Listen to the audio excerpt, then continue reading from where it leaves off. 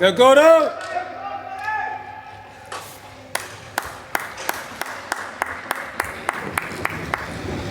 Good kid, this one.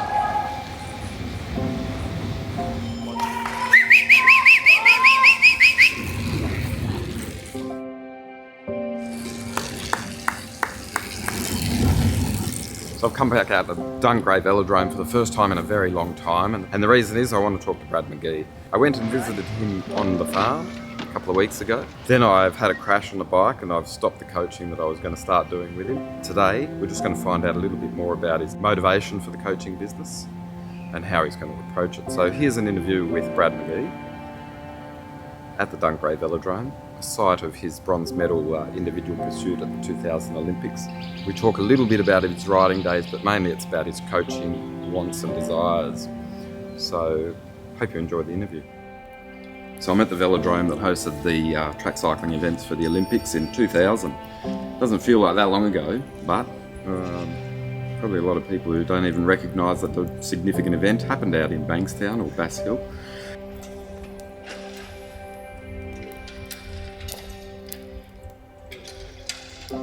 I'm back with Brad McGee. I introduced him as my coach a couple of weeks ago. We're going to have a little bit of a chat about the training programs he's nutted out and what he hopes to achieve with MAP, which is McGee Athlete Pathway.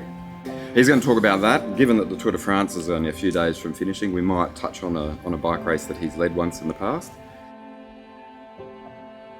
On one of the straights on this velodrome, there was a one-handed salute with a bloke with a fractured collarbone. And I don't think I got it above horizontal, Rob. Yeah. It maybe bent down there with a fist pump. When you haven't been here for a while, but when you do, does that memory come flooding back? Oh, absolutely. It's the smell. As soon as you walk into any velodrome that you've been to before and push the pedals hard and sucked in oxygen as much as you can, I think the smell stays with you. And same thing here. Sure raced the Olympics, but did a lot of training and done a lot of coaching here. Yeah. So that will never leave me, although it's been quite a few months since I've actually been here. Your racing days are a long time gone, but you're riding now for pleasure. You find a lot of enjoyment on the gravel. And Can you just give us a quick overview of the kind of cycling you're doing now? So I'm doing a little bit indoors. We can talk a bit about that. That's part of what we're putting together with the MAP. And that's been really, really cool. It's the first sort of structured cycling training, you could dare call it, that I've done for years. Essentially these days I'm on the gravel bike. My road bikes are in Europe still, pre-COVID. Left it with a mate, ran to the airport. I'll be back soon. I'll pick it up. And who has? So, but since then I found the gravel bike. A mate of mine turned 40, and we rode from Canberra to his place essentially through Fitzroy Falls, where I am, all off-road backcountry. And it was basically, if you come in, you need a gravel bike. Just fell straight into it. When you get on a bike, and you're just like, oh, this is it. So I really, I do ride on the road occasionally, and I'm happy to ride on the gravel bike. Heading up to Noosa end of next week for the Noosa Enduro with my good friends Maddie Wilson and Benny Kirsten. It's one of their events. So heading up to the support. Look, I'll just do the 60 and maybe a 30, and apparently I'm getting on the barbecue, just helping out for the weekend. But that's my kind of cycling. No real agenda, nothing too difficult. If I want to drop the hammer, I can. Otherwise, just cruising. More just to flex a muscle and clear the head. Okay. What better way to do that than on a gravel bike? You know where I am, out in the bush. Yep. In the forest. Just your thoughts and a few wombats every now and then to worry about on the route, on the trails. And I don't know if I'm really that keen to get on the roads, to be honest. I did. Who knows? I estimate about 400,000 Ks as an elite athlete. And all that time, fortunately, was pre-mobile phones, and I think it just disturbs me now. I'm more than happy just to grab the gravel, get out in the bush, get my cycling fix, and that's it. Yeah, I do live in the bush. I do get my cycling fix. I'm sure if I was in the city, then I would become a bit more accustomed to life back on the road, but I don't need to. I think that there's been a whole lot of new people come to the bike because of the pandemic, closure of gyms and all sorts of things. And so for me, I've got a fresh energy to talk about cycling and trying to encourage the people who are new to it.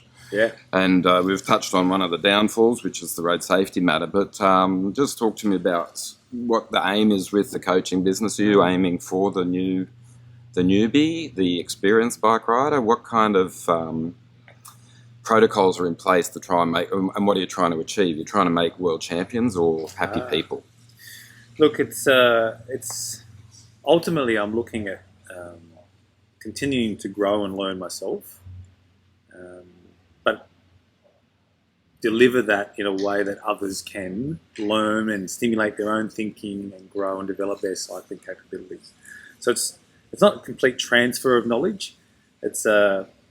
It is part of that, but I'm also looking to grow myself and others. So I think too often in coaching, it's highly instructional. It's, I'm the coach, do this, go better. And that works to a certain extent. But definitely through my own career, I felt that I was always in control. I was self-coached. Not to say I didn't have coaches, but I had the final decision, very much athlete-driven, which is a big focus for our sports systems now, is to try to encourage that, if not develop that. And it really works. Once an athlete fully believes what they're doing, the benefits and the impact is much greater than if they're just doing what they're told. We know that. It's proven, science to back it up. So how do you get there? You get there through understanding, through knowledge, through trial and error, through protocols. And so what we're doing now, it's, my primary role is with the New South Wales Institute of Sport. I'm a coach advisor. I hate the title. I try not to give advice.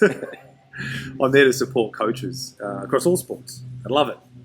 But just as when I went from being an athlete to a coach, I maintained the connection with the bike. Why? Because too many, at the time, sports directors and dare I say coaches that I'd worked with had forgotten how bloody hard bike riding is, how hard it is to be an athlete. It's so easy to remember blue skies, tailwinds, downhills.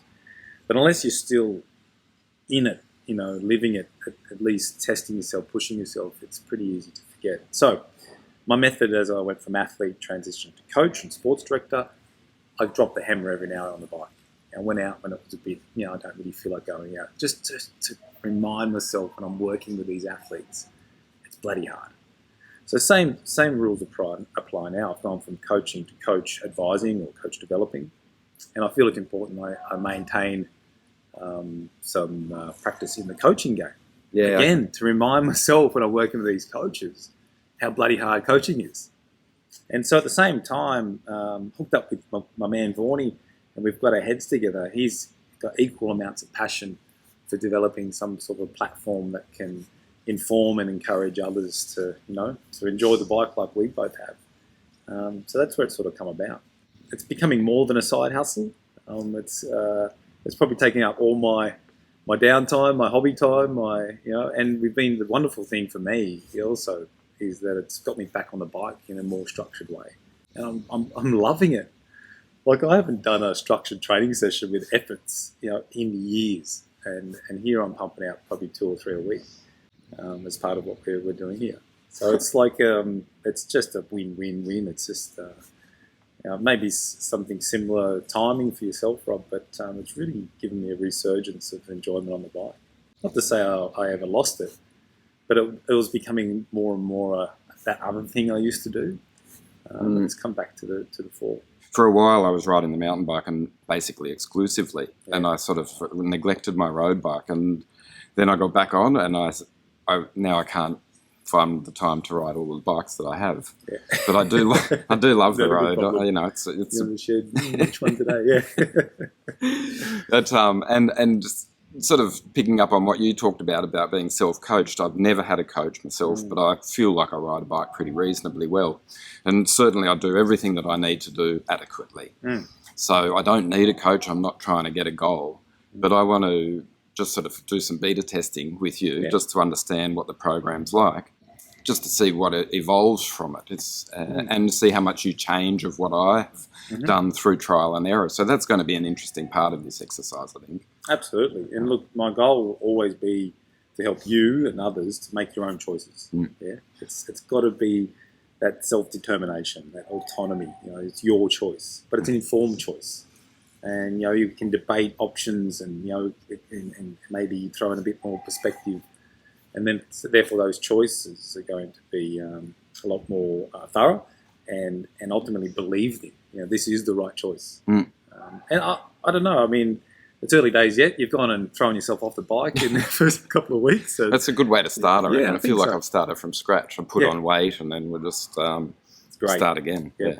We need a block of granite, Rob, and then we can trim it down to where we need it later on. Yeah. But a simple thing, like, was it yesterday, 2 days ago, you texted me and said, thinking about getting back on a bike, I'm just going to, and my suggestion was maybe split it into two and trial that way. That's the sort of, it wasn't me giving you a direction, don't do that, do this, but it was like, how about this? Have you considered this? That's the sort of approach I like to bring to coaching. It's putting the respect back with the athlete. This is your game. This is for you. This is you'll make your own choices here. But can I enhance, just your awareness of those options and help you make better choices? Yeah, okay. In your days as a rider, when you did work with other coaches, and you had a few prominent ones over the years. Yeah, absolutely, yeah. Was there anything prescribed to you that you just said, no, that's going to suck, I don't want to do that? And then when you did do it, you found the benefit? So if I think about it, so when I considered I was self-coached was by the time I went pro. This is back in an era. So I'm with the Matteo brothers at FDJ. This is an era where pro cycling... When we hear some huffing and puffing, we've got to go watch because there's a trial going on there, Rob, later, all right? But right now it sounds pretty quiet. Back in the late 90s when I went pro, you were contracted. Here's your money. Here's your kit.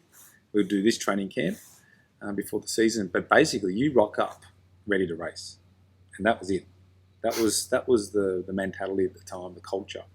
You're a paid professional, you will rock up ready to race. These days, it's quite different. We see our major teams, if not all the teams now, having a vested interest, if not a controlling methodology of maximising the return on their investment. So here's your money, here's your coach, go and do that. We want to make sure that you're ready to race. So it's quite different back then. So it enabled me to be self-coached. But I had been coached prior to that under the Australian cycling regimes with Charlie Walsh, Ian McKenzie, Shane Benham to a certain extent. And definitely under Charlie Walsh, there was no discussion. It was coach's way or the highway. Here's your 11-month-a-year training program. We got a month off planned training. So it wasn't like I didn't have the capacity to say no. That was just out of the question. To say no was to pack your bags and leave. So what I did, I flipped it and said, well, yeah, I'll do everything you want me to do, Charlie, and I'll do something extra as well. That was just the ego I had at the time. So that's where the Australian hour record attempt came out. Was it 97? I was about 21 years old. Charlie was definitely against it. He said, you will not miss any training. No problem. I'll do all your training, and then I'll train for the hour record as well. So that was sort of my take on kick back to controlled coaching regimes. Sure, I got the record, but I lost a year of being crook after. It was a disaster. But I wouldn't have done it any other way if I had my time again. And what about Charlie's methodology? I think you told me about your 18th or your 21st birthday or something, and you were in Mexico. You did 200, almost 300 kilometres, and you had a salad instead of a cake. Is that how it worked? No. Is that a myth? No, it wasn't a myth. We definitely fed more than salad. It was probably a sandwich and a salad. My 19th birthday. 200 and... What was the big one we used to do? It was either 220 or 240. Might have been the 250 day, actually. Up around the volcano at Atlacomulco, and those names will come back to me. Big days, big climbing days, high altitude. You've already done a stack of Ks the days or weeks beforehand. No, I think the myth came out that we also had some muffins. The restaurant would pack a sandwich, a salad, and some muffins, and so the muffin was presented as my birthday cake halfway through. I'm glad I cleared that up. You don't want to perpetuate a myth. No. But there was, and I've heard coaches say, Charlie in particular, if you don't train, you don't eat. So, athletes that were sick couldn't make training, and they weren't invited down to the dinner table. Glad those days are gone. We used to smuggle things back into their room for them. Who'd have thought? Athletes looking after athletes, that's better. A similar question when you've been in charge of athletes. Let's pick, if you could try and drop a name or two, because you've worked with some good ones. Have you ever given advice that they've been hesitant about, and then when they've picked it up, they thought, geez, Brad, you've really helped me. I'm going tons faster. Yeah, that's a good question, Rob. I'm sure there's plenty of occasions. I know early in my coaching career, so I went from athlete to sports director, which is coaching and management. And sports directing is probably more about that, final race delivery. So there is a lot of instruction involved and direction given, but where possible, I learnt to incorporate athletes in those decisions. And then so once you're in the race, in the heat of the battle, it wasn't anything new. It was just reiterating what was already agreed on and strategy-wise. But I developed that over time. So I'm sure in those early days, then I was unfortunately in that, I'm the director, do as I say, because I didn't have the capacity as a coach to do it any other way. And I was just replicating what I'd been taught. So it went from... Which is a trap of pro cycling. Absolutely, yeah. So in the early days, what it looked like, I was doing what I was modelling what had been modelled to me as a sports director. In a team meeting, you stand up and you direct, you tell the athletes what to do. But by the end of my sports directing and national team coaching, it was, physically a change. I was sitting down at the same eye level with the athletes. It was open gestures. It was making sure everyone had a chance to not even had a chance to talk. It was actively encouraging everyone to be part of that strategy build. And then, before you leave the room, making sure everyone had voiced to everyone else about what their role is, role clarity. Even better if, Rob, you were able to explain Brad's role in front of the whole team. So that to get there was a huge journey. And then equally when I came back to Australia, essentially coaching here, young athletes, I was completely out of my depth. I think I had a real connection with pros and Olympians. That was almost easy for me to gel and connect with coach athletes at that level. But young athletes that need complete development, holy shit, was that tough. Still is tough.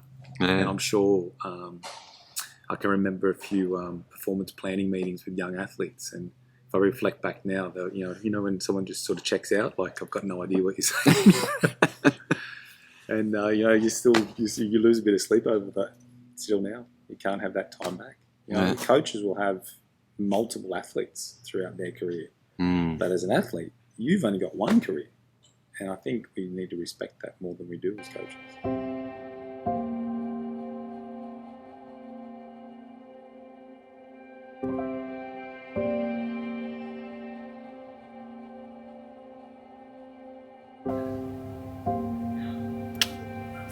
Heavy, Rob. What do we got? 1,032 hectopascals. It's 11 degrees, or feels like, and it's raining outside. 96% humidity. He's basically riding with a wet blanket over his shoulders, I'm sorry. But he's tough. Let's just round out this little chat with a bit of an overview of your reflections of the Tour de France of 2022. Have you watched it all? I wouldn't say I've watched it all. No. Have you watched it at all? Yes. A couple of stages right through. Mostly my daily rhythm is I wake up, coffee for my wife and I, and then grab the highlights. Okay. Over coffee, it's great. Yeah. I don't know if Shani is that impressed with it, but yeah. Better that than stay up all night and then be a zombie in the morning and don't get coffee. So, it's, but I've been really enjoying it. And I've even gone back and watched some of the stages or parts of the stages from those highlights. Just, and I haven't done that in years. Obviously, the Aussies, it's been a turbulent tour, but a couple of stage victories. it's always, provokes a bit more interest. Mm. Clarkey in particular, he just wanted it, didn't he? Yeah. Just wanted it. I mean, he's a strategist. He finds a way. We know all that about him, and he always tries hard. But that was just exceptional. The images of him in the final throws for the line, that is just gold. Yeah. And then Bling, that's just Bling at his best, isn't it? You've worked a lot with him. That was an exception. I mean, you've also ridden that climb, and you know how it's horrible. It is. It really is. Yeah. So you need to be smart. I mean, he backed himself, didn't he? You can imagine the backing and the belief from his team as well in the car, and you can go long. He's a classics rider. So brilliant. And then the struggle for the GC is brilliant as well. I mean, who would have? To be honest, I didn't predict it. That it would have gone down when it did. I didn't really have a. I'm just watching it as a fan. You're waiting and hoping for something to happen, and that went down. So that's been great. I love watching Van Aert. When I ride now, Rob, I'm you're always trying to model someone. I'm trying to model a Van Aert. I convince myself I look like him on the bike. Yeah. But isn't he just like? But you wear short socks traditionally, and now you've got to pull your socks up, don't you? That's right. Yeah, those days are over. I kind of cringe when I look back. And I also know that socks are faster too. Who would have thought? Yeah. But I believed short socks or no socks was the way to go back in the day. Yeah, things have changed a lot. Even if I consider, just to conclude, because we're talking about the Tour de France, I will just ask for one little anecdote about Paris, because I look at, I've got a poster of you winning the prologue, and I look at the bike and I look at the kit that you're wearing, and my mind boggles as to how you could have won a Tour de France yellow jersey that way. Scary, isn't it? Yeah. What do you think of when you look back at those times? Does it feel positively archaic on a Scandium frame and flappy jerseys? I don't know if you haven't had a skin suit for the prologue. A skin suit, but it was a comfortable skin suit. It went on comfort. Not too tight. I want it to be. I've got to be able to breathe. Handlebars down. I want the power. This is just the mentality back in the day. We had some sponsor issues. We're on high pressure tyres. Today high pressure tyres are pretty good. Back then they were crap. We used to have to ride the wet weather edition just to be able to stick in the dry. These things, but no complaints. So great. But when you said Paris, I didn't think about prologue. My mind goes to, when I think about Paris, for me, I've got a photo of Aidan Cook and I after the final stage in 2003. When that throw for the line with Robbie McEwen, they're shoulder to shoulder, who wins, gets the green jersey. And there's a photo, Graham Watson, bless him, he sent me through that and many other photos. And so I've got his original image. And it's of Cookie and I. It was the moment that we found out that Cookie got the point. It's just elation, like that. When I think of Paris and Champs-Elysees and the Tour, that's that image. Good memories, good times. Yeah, bloody oath, Rob. Yeah. We'll look forward to getting back on the bike and getting some advice, and we'll keep documenting this little experience. Won't be advice, Rob. It will be something else. You'll make your own decisions. Super. Thanks for having a chat. My pleasure. Cheers.